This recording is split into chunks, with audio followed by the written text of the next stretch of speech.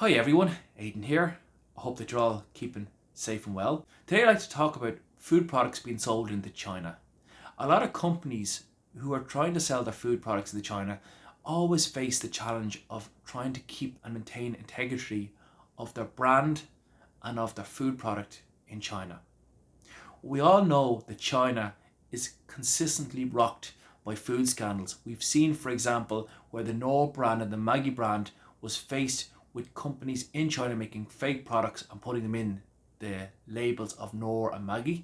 And even in Ireland, where we have companies who export live oysters to China, always face the difficulty and challenge of trying to stop the suppliers in China from mixing in foreign oysters into the order of Irish oysters and just calling it Irish oysters. So we should always be focusing and trying to ensure there's a full traceability system within China, because this not only protects the consumer who's going to use our food from getting fake products, but also protects the brand and your food brand within China and avoids damage being done to it.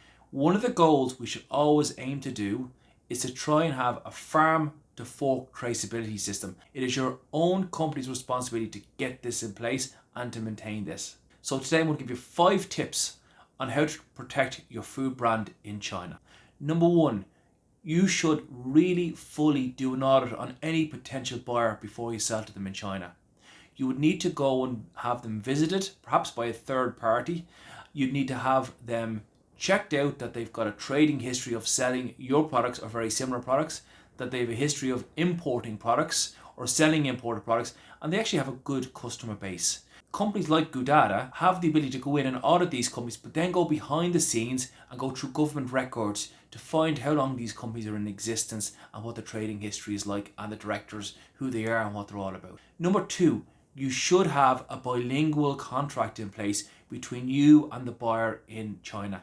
And in some of the terms within that Chinese English contract would be that your company retains the right to make unannounced visits to the buyer's warehouse and storage facility to inspect your products and any other products within that warehouse. The other things I would suggest within a bilingual contract is that you put in penalties if they're caught doing things wrong, but also you need to have it that is enforced in the courts in China, because again this becomes a deterrent in case anybody decides or is thinking about doing something wrong or doing any damage to your food brand. They know that you can go after them in China. The third tip that I would use is you should use an intermediary's import license to bring your food products into China. If you are using an intermediary, that means you have the ability to set up your own distribution hub within China, but also be in charge of the distribution channels that are going to be used to move your products around. So this in turn gives you a really excellent way of monitoring your food products as and when they arrive in China and as and when they are being moved to customers within China. The fourth thing I always strongly recommend to clients is they should have a Chinese telephone number and a Chinese office address for people to contact.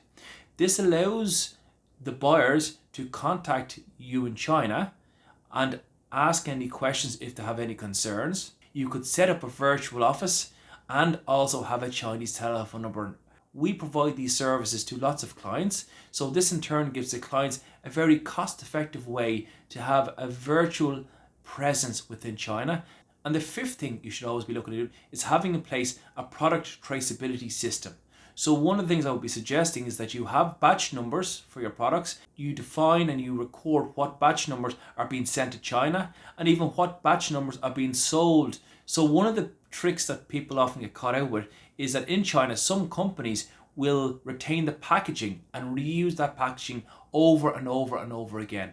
If that packaging has a batch number and it's being used again and again, you can retrace back to who actually was the original company that has received that batch number. Or if you've sold a fresh product and that batch number has been used a year later, you know that there's a problem happening with your food products and that maybe you need to take some corrective action on. Another suggestion I would do is encourage consumers to perhaps contact your Chinese number to verify that the food product that they're buying is in fact a legitimate product and it has been made by your company. You're creating a two-sided approach to keeping the buyers of your product honest and reducing the chances of them introducing fake products into the system. So that's my 5 tips. Thank you for taking the time to watch this video. Stay safe and goodbye.